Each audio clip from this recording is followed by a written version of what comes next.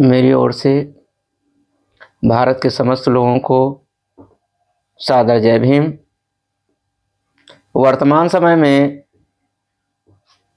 भारत के बहुसंख्यक समाज जो कि दलित, पिछड़े, अल्पसंख्यक, आदिवासी वर्ग में आते हैं,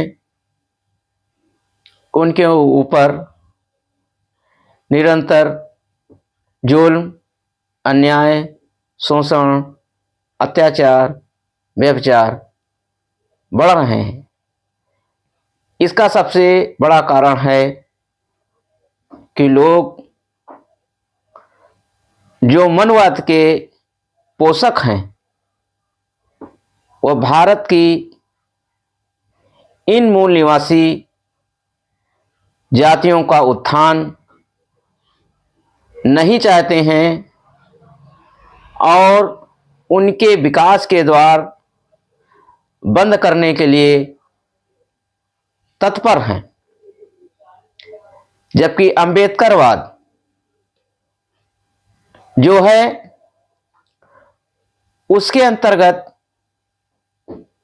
वह सभी वर्ग के मानवों को, चाहे वो दलित वर्ग का हो, चाहे पिछड़ा वर्ग का हो, चाहे अल्पसंख्यक वर्ग का हो, चाहे सामान्य वर्ग का हो, सभी के लिए सम्मानपूर्वक स्वाभिमान से प्रगति का हर द्वार उसके लिए सादर खुले हुए हैं। अंबेडकरवाद किसी के साथ भेदभाव नहीं करता है, वह सभी वर्ग के मानवों को मानव समझता है। जबकि मनवाद में ऊंच नीच, जात पात पूर्ण रूप से भरा पड़ा हुआ है, छुआछूत, आडंबर, पाखंड से भरपूर है, जिसमें मानव के उन्नति के द्वार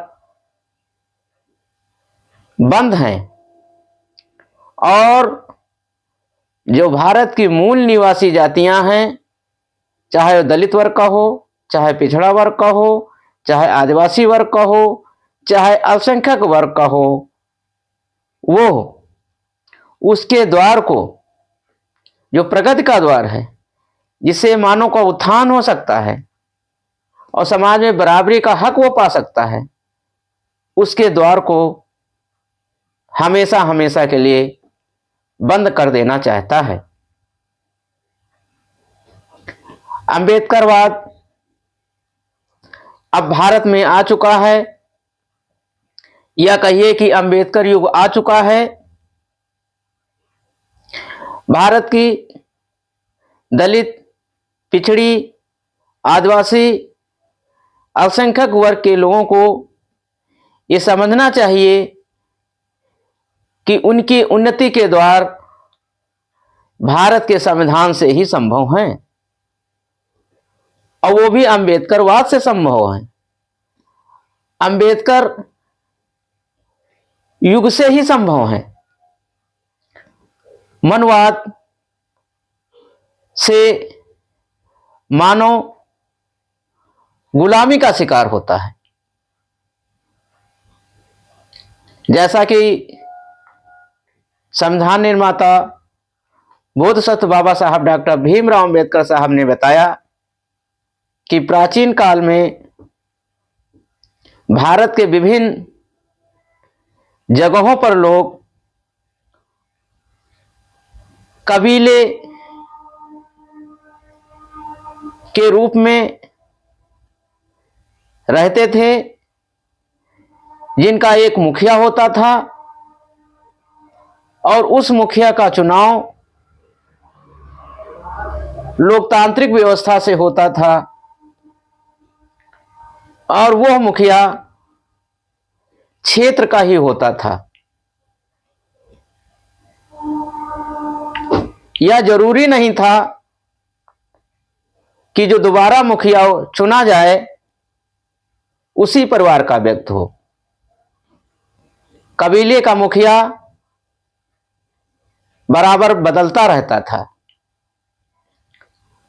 और जो कबीले के रूप में लोग रहते थे उसका जो मुखिया होता था उसे प्रजापालक के रूप में जाना जाता था।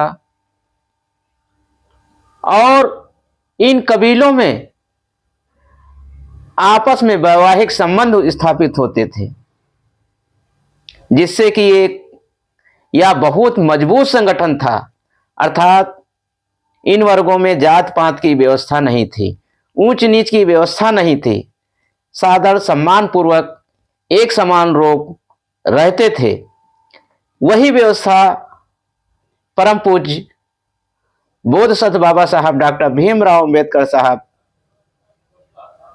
आगे बढ़ाना चाहते थे और भारत के दलित, पिछड़े, आदिवासी वर्ग को बाबा साहब के सिद्धांतों पर चलकर इसको मजबूती से प्रदान करना चाहिए और मध्यवाद से छुटकारा पाना चाहिए, जिससे उनके उन्नति के द्वार हमेशा हमेशा के लिए खुले रहेंगे। इसी के साथ जय भीम, जय भारत।